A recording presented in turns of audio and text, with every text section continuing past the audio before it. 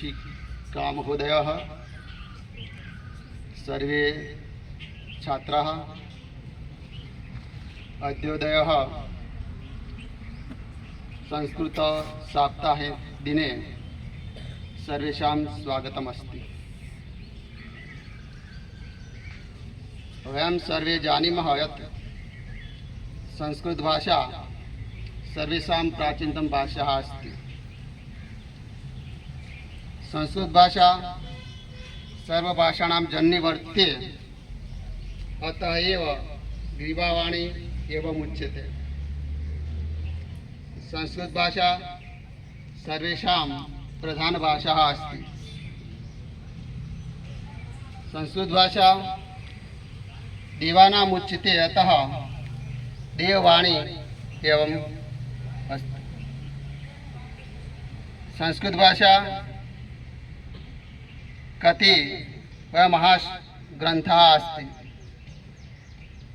अद्य भगवद्गीता, महाभारत, वेदाः, उपनिषदः इति ग्रन्थाः अस्ति। पतंजलि कृत महाव्याकरण भाष्य, अष्टाध्यायी महाव्याकरण भाष्य इति संस्कृत भाषायां सर्वोत्तम व्याकरण कृति।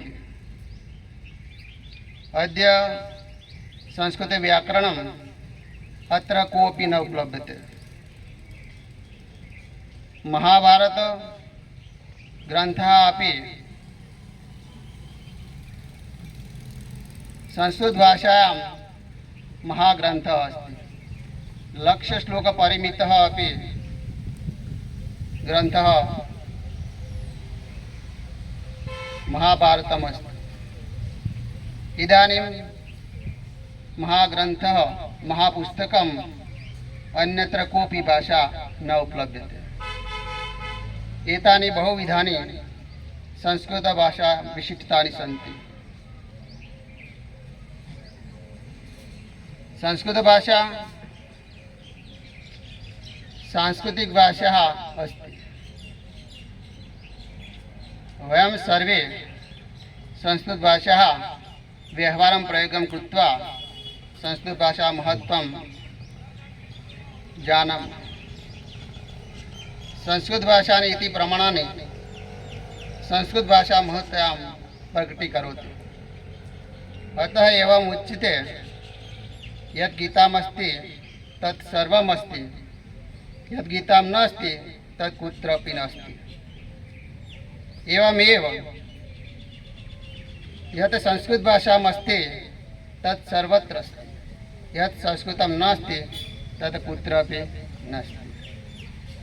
હવે ગુજરાતીમાં તમને આ સંસ્કૃત સપ્તાહ દિન વિશે પ્રાથમિક માહિતી આપીશ। तो संस्कृत साप्ताहिक दिन अपनी जो संस्कृति है ये मूल संस्कृत पर आधारित है।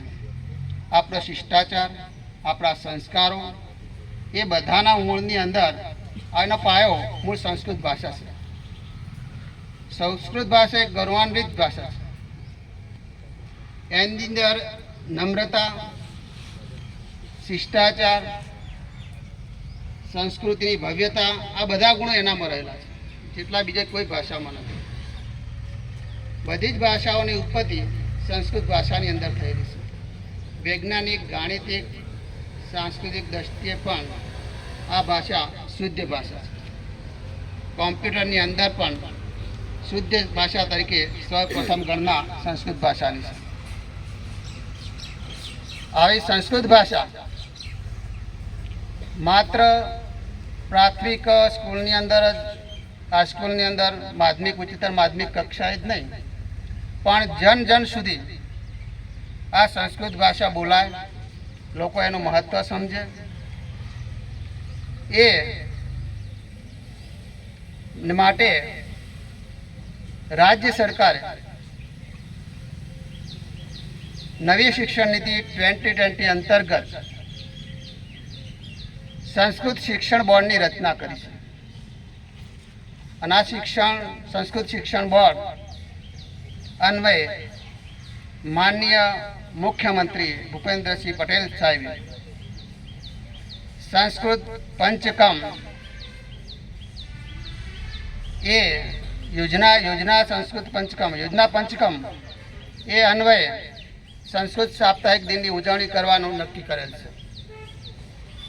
એ તારીખ 6/8/2025 થી 8/8/2025 એમ 3 દિવસ જુદા જુદા નામ સાથે, એટલે કે પ્રથમ દિવસ 6/8/2025 સંસ્કૃત ગૌરવ દિન તરીકે, તારીખ 7/8/2025 એટલે કે સંસ્કૃત સંભાષણ દિન તરીકે, અને તારીખ 8/8/2025 એટલે કે સંસ્કૃત સાહિત્ય દિન તરીકે ઉજવવાનું નક્કી કરવામાં આવેલ છે.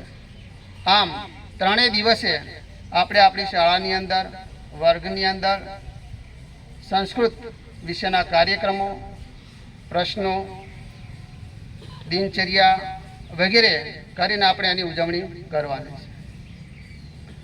તો આમ સંસ્કૃત ભાષા એ ખૂબ જ મહાન ભાષા છે.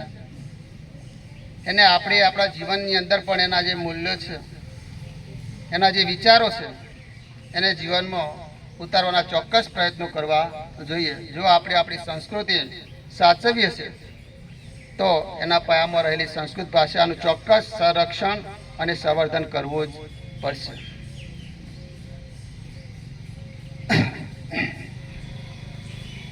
વદામી સંસ્કૃતમ સદા નિત્યમ,